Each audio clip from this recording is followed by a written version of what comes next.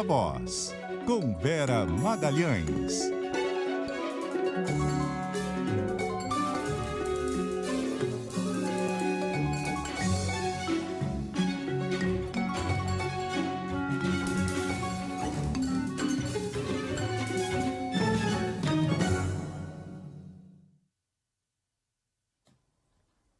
Eu não ouço Bocardi. Boa noite, Bocardi. Oi, Vera, boa noite, Carol. Também não estou ouvindo, não. Nos ouve, Bocardi? Ih, acho que não. Vamos nós, então, Vera. Tudo bem por aí? A quem interessa calar Rodrigo Bocardi, Carol Moreno? Vocês estão querendo me calar. Tem aquele o seu microfone que está com esse risquinho. É do próprio Skype, eu acho, Bocardi. Agora você está ouvindo? Caiu minha conexão. Conseguiu uma liminar do Alexandre de Moraes para voltar a falar. Não, foi só um respiro da conexão.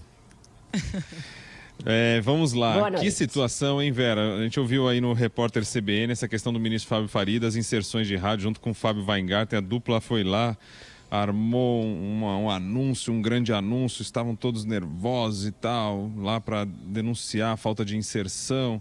E aí estão pedindo desculpas hoje. Pedindo desculpa não, estão arrependidos. E aí eu trago no dia de hoje até É difícil aqui em rádio a gente poder falar sobre isso, mas o Cláudio Mor, né, fez uma charge que é à frente do Palácio do Planalto, tem um pouco de chama em cima.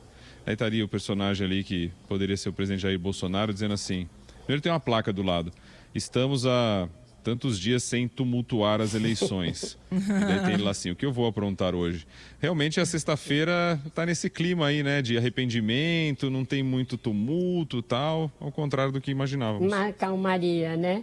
Uma calmaria e até esse pedido de desculpas, né, que veio do ministro Fábio Faria, que foi quem, juntamente com seu xará, Fábio Weingarten, protagonizou a entrevista na segunda-feira em que eles anunciaram que falariam sobre um fato grave da campanha e aí a montanha pariu esse rato da denúncia de que Jair Bolsonaro estava sendo prejudicado por rádios do interior com inserções a menos. Virou um jogo de 1000 buracos, né, essa tese. A gente mostrou vários deles, tanto que era uma responsabilidade dos partidos e não do TSE fiscalizar, como que havia rádios que estavam lá listadas até na frequência errada, como que eles pegaram a programação do streaming, que não é obrigado a transmitir inserções. Enfim, o negócio foi se dissolvendo como areia. E o Fábio Faria ficou pendurado nessa brocha. E o Centrão foi saindo aos poucos, Bocardi, dessa história. E tinha sobrado ele ali, empenhado nisso, com o agravante de uma coisa que a Carol acabou de relatar aí no repórter CBN, que entre as rádios que foram acusadas de tungar inserções do Bolsonaro, estava uma rádio do pai dele, o ex-governador Robson Faria, que agora acabou de ser eleito deputado federal, uma vez que o clã ia ficar sem cadeira na Câmara. O Fábio Faria não foi candidato, permaneceu no ministério para ajudar o Bolsonaro e aí o pai retomou o posto do clã na política potiguar. Então, isso também não pegou nada bem. A gente sabe que além de ter este lado, né, família política, família Faria, ele também é casado com a filha do Silvio Santos e não é legal para o dono do SBT ver a família envolvida numa denúncia e numa investigação de crime eleitoral, porque isso vai virar uma investigação de crime eleitoral por denunciação inepta. Então, ele tratou de tirar o time de campo, começou a fazer isso já na quarta-feira, ele não foi àquela coletiva convocada pelo presidente Jair Bolsonaro. Eu falei com ele no dia, perguntei por que ele não estava lá, ele falou que não concordava com nenhuma ideia de escalar, é um verbo que ele usou nas entrevistas que deu hoje também, de escalar esse tema.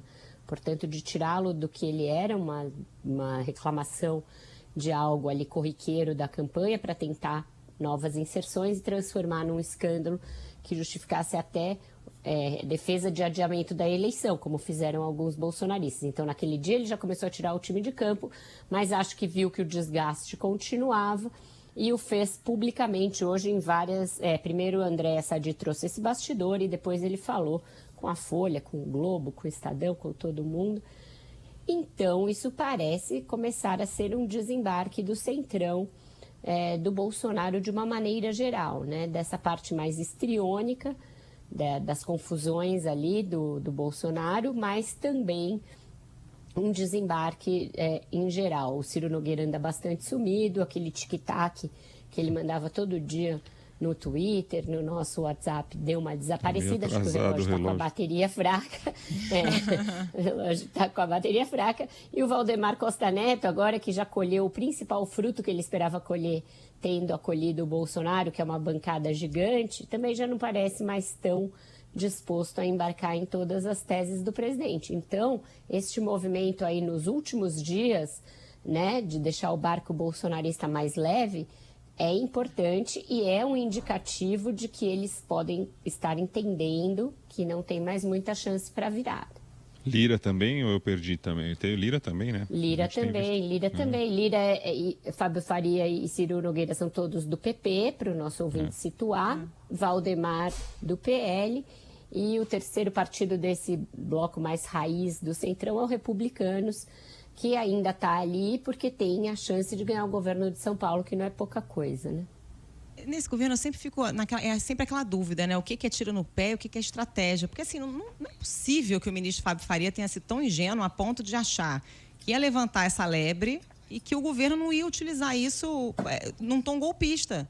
Ele vai dar esse argumento na mão do Bolsonaro e acha que o Bolsonaro e seu entorno não vão usar isso com tom golpista de querer melar a eleição, adiar a eleição. Custa crer, né? Era uma reação óbvia e aí ele, não, me arrependi, quando escalou eu tirei o pé. Gente, não. E do jeito que foi anunciado também, né, Carol? Hã? Do jeito que foi anunciado também, né? Muito grave. Todo mundo nervoso e tal. E ele próprio, né, ir para lá, anunciar antes no Twitter. Ele foi bastante pressionado a fazer aquela entrevista, tanto que ele estava desconfortável, visivelmente desconfortável ali naquela mise-en-scène. A ideia dele era apresentar o que foi apresentado, uma denúncia no TSE e tentar obter algumas reparações, algumas inserções a mais que poderiam fazer uma diferença ali em volume de propaganda para o Bolsonaro nessa reta final. Pelo menos é isso que ele diz que ele pretendia ao levar esse assunto para o presidente Jair Bolsonaro, mas que aí o próprio Bolsonaro pressionou a que fosse realizada aquela entrevista naquele tom e etc. Não contando que o Alexandre de Moraes fosse agir muito rapidamente, não deixar o assunto nem ganhar corpo nas redes sociais. Ele agiu muito rapidamente na própria segunda, depois na terça afastando o servidor e aí na quarta arquivando o negócio de uma vez. E o assunto morreu, ficou pendurado na brocha quem aproveitou esse tema para ficar falando em adiamento da eleição. Falando em Alexandre de Moraes e TSE, o tribunal suspendeu o direito de resposta ao Bolsonaro que tinham sido concedidos pela ministra Isabel Galotti e convocou uma reunião extra, né, Vera? Porque vai ficar sem resposta, né? Porque hoje acabou o horário eleitoral e aí Inês é morta, talvez ganhe algum tipo de multa, se confirmado o direito de resposta, a coligação do PT fica sujeita a uma multa, talvez a alguma judicialização pedindo a cassação da chapa, esse tipo de coisa, mas o fato é que causou um desconforto interno na corte ela ter dado essas canetadas de maneira liminar bem nessa reta final, quando a prática que eles adotaram nas últimas sessões joga tudo no plenário virtual, vamos tentar resolver o mais rápido possível, vamos fazer reuniões extraordinárias. A própria outra ministra que tinha concedido aquele monte de direito de resposta para o Lula recuou e jogou para o colegiado. Então, ficou parecendo ali aquele gol que o juiz apita no ultimíssimo minuto, o pênalti, sabe? Que aí o outro time reclama. Então, foi mais ou menos isso a sensação. E aí voltou tudo, vai ficar tudo para depois da eleição, meio acabou. Agora eu acho que o TSE vai se concentrar em garantir que as eleições sejam tranquilas no domingo, fazer um plantão aí de fake news nessa reta final, que deve ter uma escalada violenta em sites, etc. Então, retirada de conteúdo a gente vai esperar bastante. E eles estão tentando fazer uma blitz, como foi feita no primeiro turno, de autoridades para estarem ali no TSE na hora do anúncio do resultado, como mais uma demonstração de que não vai ser aceito nenhum questionamento ao resultado das eleições, qualquer que seja ele. Então, estão já consultando o Rodrigo Pacheco, o Lira, a Rosa Weber, os demais ministros do Supremo, o presidente do TCU, para estar todo mundo lá. O TCU soltou seu relatório final da auditoria do primeiro turno, também para desanuviar esse ambiente aí de contestação das urnas, e aí vamos ficar esperando se as Forças Armadas em algum momento vão soltar a sua própria auditoria ou a sua própria verificação, que até agora a gente ainda não viu. Os debates aí para governo estadual, destaque para São Paulo, como é que você analisa? Foi um debate bem tranquilo do ponto de vista do respeito do um ao outro e as regras, sem aquele histrionismo do primeiro turno. Mais um debate marcado por um tom bem de confronto entre os dois, e um confronto nacionalizado. Aliás, essa tônica de nacionalização dos debates aconteceu em todos os estados praticamente relevantes que tem segundo turno, não foi uma coisa só de São Paulo. Mas aqui, como a gente tem, além do maior eleitorado, uma disputa que replica exatamente a nacional com PL e PT, isso ficou muito evidente. O próprio Tarcísio já abriu o debate trazendo temas nacionais, tentando dar uma mão para o Bolsonaro e dizer que não é verdade que ele vá tirar a correção do salário mínimo pela inflação. Então, ele abriu mão de sair na frente, fustigando o Haddad num tema que lhe diga respeito para dar essa mãozinha para o Bolsonaro, e o assunto continuou ao longo do debate, esse do salário mínimo, e também a questão do oxigênio em Manaus, que foi usada pelo Haddad para mostrar uma certa inépcia gerencial e logística do Tarcísio, mas que também trouxe à baila o legado do Bolsonaro na pandemia. E esse tema da pandemia, Carol e Bocardi, foi também muito recorrente nos outros debates. Acho que o caso mais estapafúrdio e bizarro foi o do candidato do PL ao governo do Rio Grande do Sul, Onyx Lorenzoni, ex-ministro da Casa Civil, que cunhou a pérola de que para qualquer doença a melhor vacina é você pegar a doença, e que todo mundo sabe isso, com um tom bastante arrogante.